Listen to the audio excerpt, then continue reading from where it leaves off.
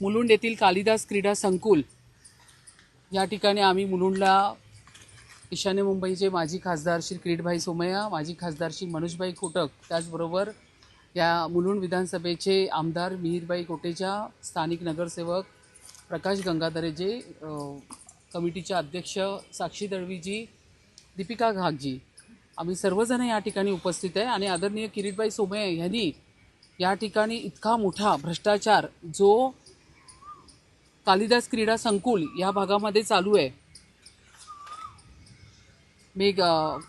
Meghraj hospitality या संस्थेला 15 वर्षाचं कॉन्ट्रॅक्ट, जे 15 वर्षापूर्वी म्हणजे 2021ला तो ठराव झाला आणि त्याच्यानंतर धनराज कंपनीला या ठिकाणी 15 वर्षाचं कॉन्ट्रॅक्ट देण्यात आलं, ते ॲब्सोल्युटली इलिगल आहे। आणि हा ठराव या ठिकाणी तत्कालीन महापौर किशोरी पेडणेकर असताना तो ठराव जो पालिकेने केला होता तो फेटाळून या ठिकाणी त्यांच्या अखत्यारीमध्ये या ठिकाणी धनराज हॉस्पिटॅलिटी ह्यांना करार करण्यात आला। या जागेवरती मी पूर्ण संकुल फिरले, मोठमोठे या ठिकाणी हॉल्स, AC, अत्याधुनिक असे ACचे हॉल, मोठमोठे हॉटेल्स, म्हणजे स्विमिंग पूलला लागून असलेली जागा जी तिथे सिटिंग एरिया आहे लोकांना बसण्याची, त्या ठिकाणी सगळा तो कव्हर केला एरिया। असा इतका मोठा हॉस्पिटल इल्लिगल या ठिकाणी उभारण्यात आलेलं आहे। 1 नाही 2 मजली हॉल या ठिकाणी ह्या मेघराज हॉस्पिटॅलिटी ह्यांना देण्यात आलेलं आहे।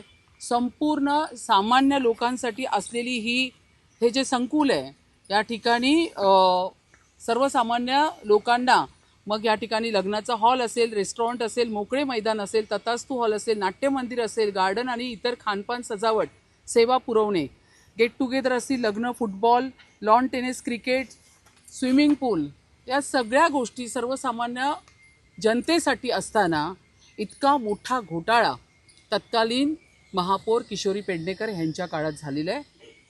महानगरपालिकेचा ठराव फेटाळून या ठिकाणी मेघराज हॉस्पिटॅलिटी यांच्याबरोबर या ठिकाणी करार केलेला आहे।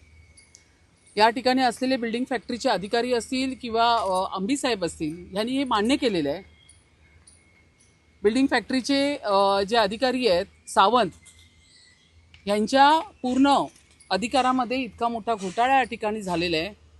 त्याचबरोबर इकडची सगळी वास्तू सांभाळणारे जे आहेत वैश्यपायन, यांना या सगळ्या गोष्टीची माहिती असताना महापौर म्हणून मला, प्रशासनाला आणि स्थानिक लोकप्रतिनिधींपासून ह्या सगळ्या गोष्टी लपवून ठेवलेल्या रितसर आणि इतका मोठा घोटाळा या ठिकाणी उघडकीस आदरणीय किरीटभाई सोमय्या यांनी या ठिकाणी केलेला आहे।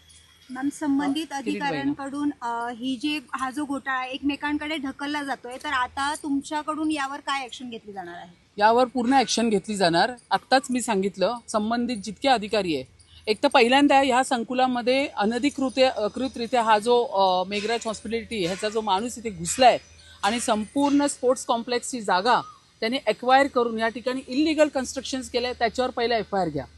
तो आलाच कसा या ठिकाणी, त्याच्यावरती पहिल्यांदा FIR घ्यायला सांगितलेलं आहे। स्थानिक या ठिकाणी जे अधिकारी ह्याच्यामध्ये इन्व्हॉल्व आहेत त्यांच्यावरती FIR घ्या, MRTP घ्या आणि त्या अंतर्गत त्यांच्यावरती निलंबनाची कारवाई करण्यासाठी मी याच ठिकाणी अधिकाऱ्यांना सांगितलेलं आहे। या ठिकाणी जे अनधिकृत बांधकाम आहे त्याच्या तोडक कारवाई करण्यात येणार आहेत का? 100%। मी तर इतकं सांगितलंय की मी गेल्याबरोबर इथे वॉर्डमधून आदेश आला पाहिजे। मी सांगितलेलंच आहे की हे संपूर्ण इलिगल कन्स्ट्रक्शन आहे जे माझ्या पाठी तुम्हाला दिसतंय, हे सगळं तोडण्यात आलं पाहिजे। ह्याचे मी आदेश आत्ताच याच ठिकाणी संबंधित अधिकाऱ्यांना दिलेले आहेत। मी पाहायला गेलं की मुंबईमध्ये 10% पाणी कपात आहे, कसं पाहता आणि काय आव्हान करायला आपण? 10% पाणी कपात, आता अल नॅनो ह्याचा जो प्रभाव आपण पाहतोय ते पाहता पावसाळा असं सांगितलं गेलं आहे की उशीर आहे, त्यामुळे आपण मुंबईकरांना नम्रपणे आव्हान केलेलं आहे की पाणी जपून वापरा। आपण पाणी जपून वापरलं, कारण येणाऱ्या काळामध्ये आपल्याला पाण्यासाठी प्रॉब्लेम क्रिएट व्हायला नको, म्हणून हे होऊ नये म्हणून यासाठी आपण 10% कपात केली।